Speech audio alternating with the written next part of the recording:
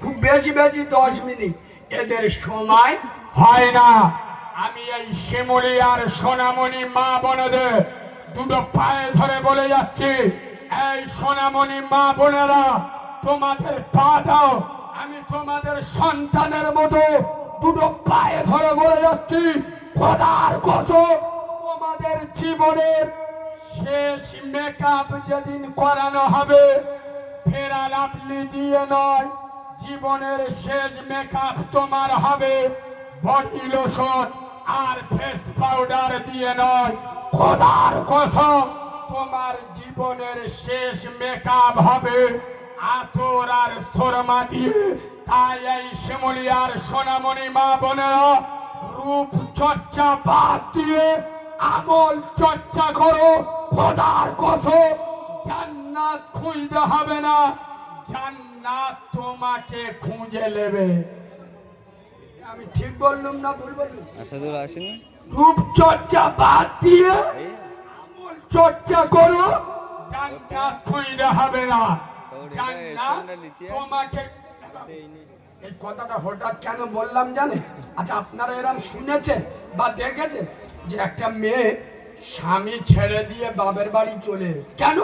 স্বামী মদ খোর, মাতাল, মদ খেয়ে এসে সেই মেয়েটার উপর অত্যাচার করে, ওই জন্য স্বামী ছেড়ে দিয়ে বাপের বাড়ি চলে এসে। এরকম শুনেছেন না শোনেননি? আসে না রে? খোদার কসম আমি নবীর মেম্বারে বসে বলছি, কিন্তু একটা প্রমাণ আমাকে দেখান কোন মহিলা স্বামী ছেড়ে দিয়ে বাপের বাড়ি চলে এসছে, স্বামী নামাজ পড়ে না বলে। কি বলেছি বুঝতে পারেনি? স্বামী মদখোর, গাঁজাখোর, হারামখোর, এর উপর অত্যাচার করে, ওই জন্য স্বামী ছেড়ে দে বাপের বাড়ি চলে এস।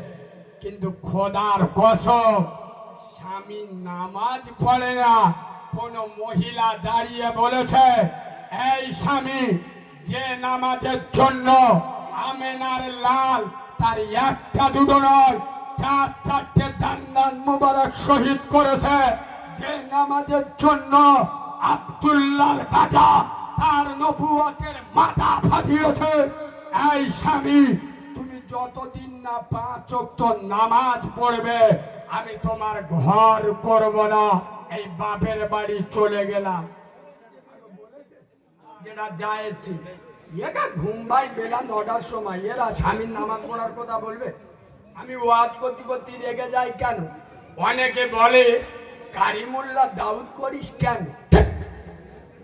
কোরআন হাদিস জানে তা বলবে, খালি ওটা দুনিয়ার বকে।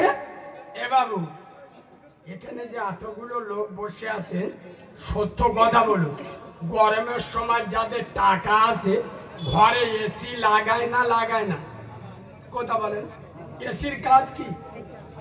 ঠান্ডা করো।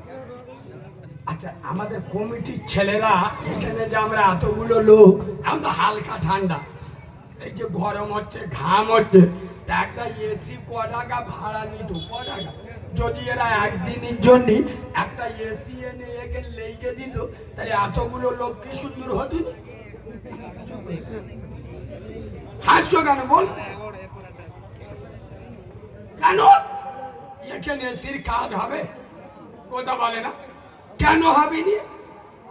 ফাঁকা জায়গা, এই ঠিক ধরে এসি কাজ করবে কোথায়? ফুটো ফাঁকা থাকে না যেটায়, এটা ফাঁকা জায়গা, এখানে এসি লাগালে কাজ হবে না। আমি ওয়াজ কোথায় ঢুইকে দিই যারা বুঝতে পারি, খোদার কসম, যারা 60 বছর জলসা শোনে এখন নামাজ পড়ে না, 65 বছর জলসা শোনে হারাম খাওয়া ছাড়ে না, 55 বছর ওয়াজ শোনে বাংলার ভাত চাই না, 40 বছর জলসা শোনে বন্দোলন গুরুবলন ছাড়ে না। এদের কাছে কোরআন হাদিসের ওয়াজ করা আর ফাঁকা জায়গায় এসি লাগানো দুটো সমান সমান। কথা শুনছেন? এরা যে ভাষায় বুঝবে সেই ভাষায় বলবো, খোদার কসম। বাবু, তবে আমি একদিক টেনে কথা বলা হুজুর নয়। এই যে মসজিদে আবার অনেক লোক নামাজ পড়তে যায় না, বাড়িতে নামাজ পড়ে, তারও কারণ আছে। একদিক টেনে কথা বললি হবে। এখন 100-র মধ্যে 98টা মসজিদে গ্রুপবাজি চলে। আমি ঠিক বলেছি না ভুল বলেছি? 100-র মধ্যে 98টা মসজিদে গ্রুপবাজি চলে। এই গ্রামের লোকেরা, তোমরা তোমাদের মসজিদে এই দেখো, আমি এখন যে ওয়াজটা করছি আমার সারাক্ষণের ওয়াজ একদিকে, আর এই ওয়াজটা যদি কাল সকালে গোটা আপনাদের 24 পরগনায় সমালোচনা না হয় আমার বলবেন। তবে আগে বলে দিচ্ছি, আমি রোগের ওষুধ দিচ্ছি, যদি এ রোগ এখান থাকে আর যদি ওষুধরা কাজে লাগে আমার দই দেবেন না, আর কমিটিকে কিছু বলবেন না। যেহেতু আমি এসটি আর স্টেজে উঠে গেছি, ওদের সাথে আমার কথা হয়নি। আমি রোগের ওষুধ দেবো না, দেবনি? জোরে বলুন। যদি এখান সে মাল থাকে গায়ে লাগলে অসুবিধা হবে? শোনে, আপনারা শুক্রবার মসজিদে যান, ভালো করে শোনে। আচ্ছা, আপনাদের মসজিদের ইমাম, আমি ঠিক জানি না 24 পরগনার সিস্টেম, আমাদের দক্ষিণ 24 পরগনায় ইমামদের ছুটি হলো সপ্তাহে 1.5 দিন। কদিন? শুক্রবার জুমার নামাজ পড়ে বাড়ি যাবে, রবিবার জোহরের নামাজে আবার এসে জুড়বে। মানে সপ্তাহে যদি 1.5 দিন হয়, মাসে কটা সপ্তাহ? 4টে। 6 দিন। তাহলে মাসে 6 দিন ইমাম বাড়িতে থাকবে। আপনারা গ্রামের লোক শুক্রবার মসজিদে যাবে, গ্রামের লোক একসাথে মসজিদে উঠে দাঁড়াবেন আর দাঁড়িয়ে বলবেন, এই মসজিদ কমিটি শোনো, ইমাম মাসে 6 দিন বাড়ি যাবে। আমাদের মসজিদের সেক্রেটারি, মসজিদের সভাপতি, মসজিদের ক্যাশিয়ার, মসজিদের মাতোয়ালি কজন হলো? জোরে বলুন। আবার বলছি, মসজিদের সেক্রেটারি, সভাপতি, ক্যাশিয়ার, মাতোয়ালি 4 জন। গ্রামের লোক বলবে ইমাম মাসে 6 দিন বাড়ি যাবে। এই 6 দিন আমাদের মসজিদের কমিটির এই 4টে লোক 1.5 দিন করে নামাজটা পড়িয়ে দেবে। খোদার কসম, পশ্চিম বাংলায় 100-র মধ্যে 98টা মসজিদ কমিটির পোকা মরে যাবে। ঠিক বলছি না ভুল বলছি? কেন? মসজিদের এড়ে সেজে বসে আছে চিরিংবাজের বাচ্চা, মসজিদের সেক্রেটারি বেনামাজি। এই ঠিক বলছি না ভুল বলছি? মসজিদের সভাপতি মুখে দাড়ি, কুটবানরের ভাইরা ভাই। মসজিদের মাতোয়ালি, ওর বাড়ির মেয়েরা বন্ধন লোন, গ্রুপ লোন করে। আচ্ছা, যে বাড়ির গার্জিয়ান নামাজ পড়ে না, সেই বাড়ির লোক নামাজ পড়বে? কথা বলে না কেন? গ্রামের গার্জিয়ানকে মসজিদ কমিটি, তা সেই কমিটি যদি নামাজ না পড়ে, সে মহল্লায় নামাজের বরকত কি করে হবে? কথা বলে না? যে মহল্লা মসজিদ কমিটি, তা তোদের এত ঝোঁক কেন? বললি তো রেগে যাবেন। এই বলে দেবো, বলে দেবো, মসজিদের সভাপতি হবে কে? গ্রামে যে পার্টির বুথ সভাপতি, ওইটি মসজিদ সভাপতি হবে।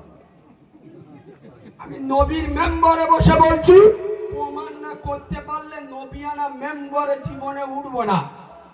তোর মতো চিড়িংবাজ, হারামখোর, রাস্তার টাকা ঘরের টাকা খাস, তুই মসজিদের সভাপতি হলি কোন লজ্জায়? এই আমি বাচ্চা মাওলানা কারিমুল্লাহ জাহাদি, কোন দুধ খা মায়ের লাল যদি থাকো, মুনাফিকের বাচ্চা যদি না হও, সামনে দাঁড়িয়ে কথা বলো।